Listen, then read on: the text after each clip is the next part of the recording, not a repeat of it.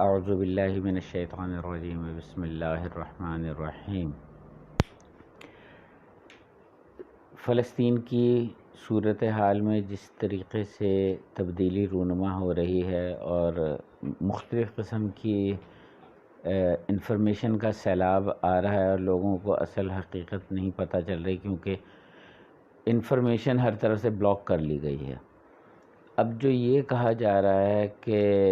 اتنے ان کے قیدی پکڑ لیے، اتنا، وہ اپنا نقصان صرف زبانی کلامی بتا رہے ہیں۔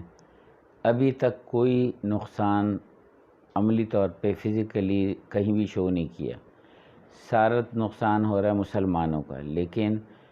جو ڈس انفارمیشن پھیلائی جا رہی ہے وہ یہ ہے کہ جناب ان کے اتنے قیدی پکڑ لیے، ان کے اتنے یہ کر لیے۔ اس کا وجہ یہ ہے تاکہ باقی مسلمان ٹھنڈے ہو کر بیٹھ جائیں اور کہیں چلو ان کا تو پلڑا آلریڈی بھاری ہے، اب ہم اس میں مسلمان جو ہیں وہ فتح یاب ہو ہی جائیں گے۔ یہ صرف اس کام کے لیے ہے، لیکن حقیقت یہ ہے کہ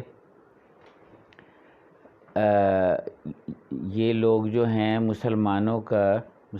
کا جو ہے وہ کرنا چاہ رہے ہیں کہ ان کے اندر جو یہ ایک دم ریزسٹنس پیدا ہوئی ہے اور اس کے فیور میں، حق میں، فلسطین کے حق میں لوگ باہر نکلے ہیں، اور قطع نظر اس کے کہ وہ مسلمان ہیں یا غیر مسلم ہیں، اور پوری دنیا میں یہ احتجاج جو ہے ہو رہا ہے،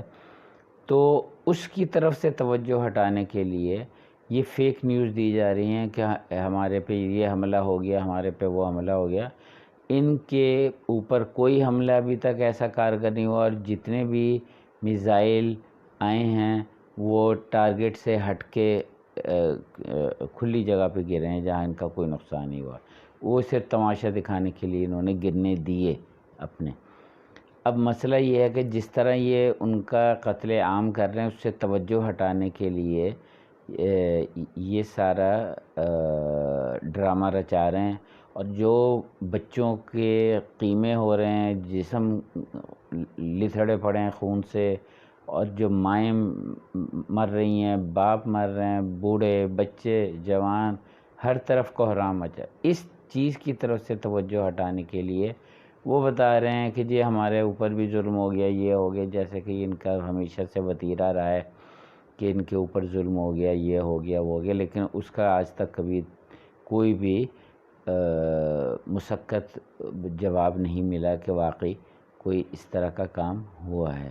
لیکن اس کے خلاف نہ کوئی بول سکتا ہے، نہ کوئی کچھ کہہ سکتا ہے، چنانچہ لوگ جو ہیں وہ بس ان کی جو انفارمیشن پورے انہوں نے قابو کی ہوئی ہے ساری، وہ اس کو یہ لوگوں میں پھیلاتے رہیں۔ یہی وجہ ہے کہ مسلمان پہلے بھی اچانک شکست جیسے کہ مشرقی پاکستان میں ہوا کہ آخر وقت تک ہمارے جو تھے کرتا دھرتا جو ہیں وہ کہتے رہے کہ ہم یہ کر دیں گے، ہم وہ کر دیں گے، اور فلانا بحری بیڑا آ رہا ہے اور ڈھمیکا آ رہا ہے، اور فلانے ملک کی فوج یہاں آ گئی ہے اور ڈھمیکی کی وہاں آ گئی ہے۔ کچھ بھی نہیں ہوا، سب تماشا دیکھتے رہے، اور مشرقی پاکستان کا فال ہو گیا، اور ذلت آمیز ہتھیار ڈالنے کی تقریبات رونما کی گئیں، جس سے ہمارے حوصلے پست کرنے مقصود تھے، اور یہی ان کا طریقہ کار۔ تو اس لیے ہم عرض کریں گے کہ احباب اس پر اب جتنی انفارمیشن آ رہی ہے اس پہ غور کریں، نظر ثانی کریں۔ باقی جو دیگر گروپس اس کے اندر حصہ لے رہے ہیں، بہت سارے صرف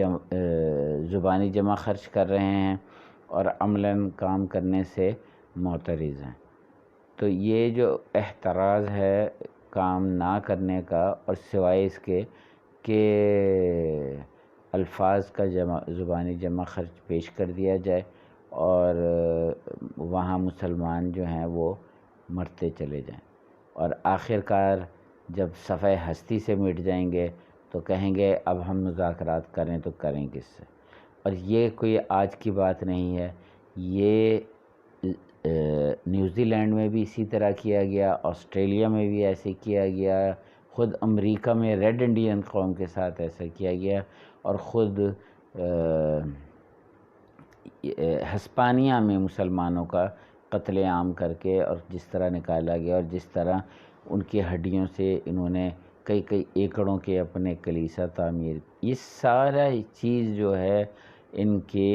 درندگی کی طرف اشارہ کرتی ہے۔ اور اس سے پہلے یہ ڈس انفارمیشن پھیلاتے ہیں اور کہتے ہیں جی ہم مظلوم ہو گئے، ہم مارے گئے، ہم یہ لٹ گئے، ہم یہ ہو گیا وہ ہو گیا۔ تو احباب کو میں دکھی نہیں کرنا چاہتا، نہ حوصلے پست کرنا چاہتا ہوں، میں صرف یہ عرض کرنا چاہتا ہوں کہ یہ ان کی ڈس انفارمیشن کا حصہ ہو سکتے ہیں۔ تو آپ اپنا انالیسز ہر طرح کی انفارمیشن سے کرتے رہیں، اور ادعیہ میں اپنے احباب کو، اپنے ہم وطنوں کو، اپنے ہم مسلکوں کو، مسلمان بھائیوں کو یاد رکھیں، اور اللہ تعالیٰ سے جو رجوع الی اللہ کا جو ہے رابطہ، اسے قطعاً آپ نے نہیں ترک کرنا۔ آپ کی سماعتوں کا بہت شکریہ۔ السلام علیکم ورحمۃ اللہ وبرکاتہ۔